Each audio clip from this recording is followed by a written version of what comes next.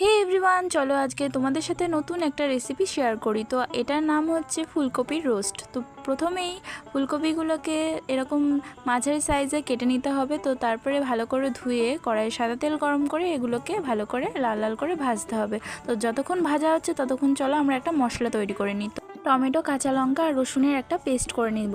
তো তারপরেই যখন দেখব যে ফুলকপিগুলো এরকম লাল লাল হয়ে ভাজা ভাজা হয়ে এসছে, তখন পরিমাণ মতন লবণ দিয়ে এটাকে নাড়াচাড়া করতে হবে। তো তারপরেই যে মশলাটা তৈরি করে রেখেছিলাম সেই মশলাটা দিয়ে কিছুক্ষণ নাড়াচাড়া করার পর পরিমাণ মতন কাশ্মীরি লঙ্কার গুঁড়ো আর যে মশলাটা করেছিলাম সেই মশলা ধোয়া জলটা ওর ভেতর দিয়ে ওটাকে ঢেকে দিতে হবে লো ফ্লেমে, যতক্ষণ না ফুলকপিগুলো সেদ্ধ হয়ে আসছে। তারপর ঢাকনা খুলে যখন দেখব ফুলকপিগুলো এরকম সেদ্ধ হয়ে এসেছে আর মশলা থেকে তেল ছেড়ে গেছে, তখন সামান্য পরিমাণে চিনি আর ওপর থেকে কিশমিশ ছড়িয়ে দিলেই রেসিপিটা রেডি হয়ে যাবে। গরম গরম ভাত কিংবা রুটি দুটোর সাথেই